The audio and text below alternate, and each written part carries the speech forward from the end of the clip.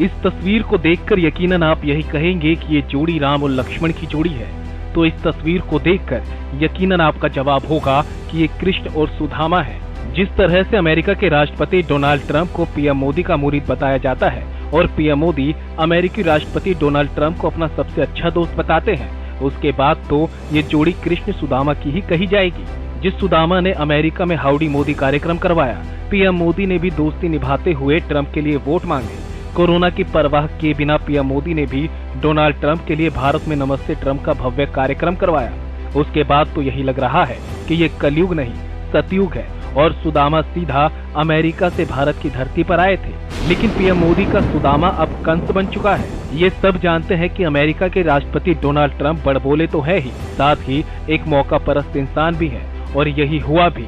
Trump ने इस बार सीधे भारत पर हमला बोला। दरअसल यूएस प्रेसिडेंशियल डिबेट के दौरान जब कोविड-19 के आंकड़ों पर बात उठी तो ट्रंप कहते हैं कि आप नहीं जानते कि चीन में कितने लोग मारे गए, आपको नहीं पता कि रूस में कितने लोग मारे गए, आप नहीं जानते कि भारत में कितने लोगों की मृत्यु हुई। जो बताए गए हैं वो वास्तविक नहीं है।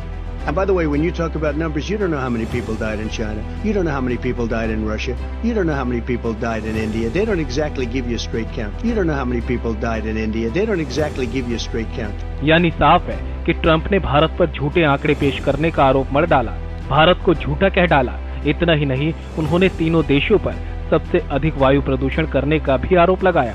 यानी कि उस गुब्बारे की हवा फूस हो गई जिसमें ये दावे किए जाते थे कि पीएम मोदी का दुनिया में डंका बजता है। पता नहीं ये कैसा डंका है कि जिसकी शान में कोरोना को दरकिनार करते हुए नमस्ते ट्रंप जैसा भव्य कार्यक्रम कराया गया, वो ही अब भारत को झूठा बता रहा है। हम जब बार बार कोरोना के दौरान नमस्ते ट्रंप के कार्यक्रम का जिक्र करते हैं तो हम ये याद दिलाना चाहते हैं कि देश में कोरोना का पहला मामला जनवरी में ही आ गया था। उसके बाद भी 25 फरवरी को नमस्ते ट्रंप का कार्यक्रम कराया गया।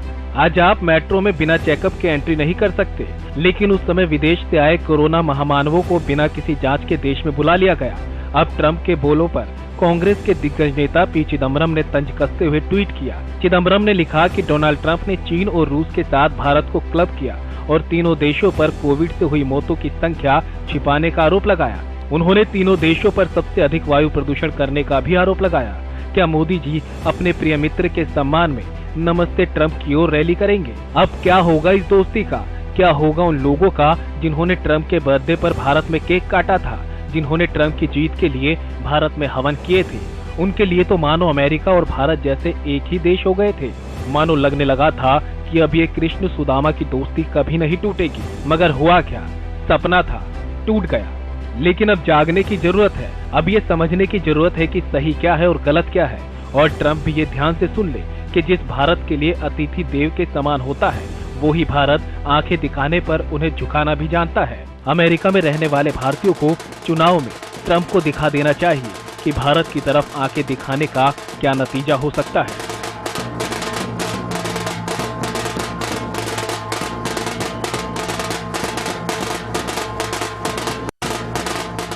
अगर आप हमारे चैनल पर पहली बार आए हैं तो चैनल को सब्सक्राइब करें और न्यूज़ के नोटिफिकेशन के लिए बेल आइकन दबाएं।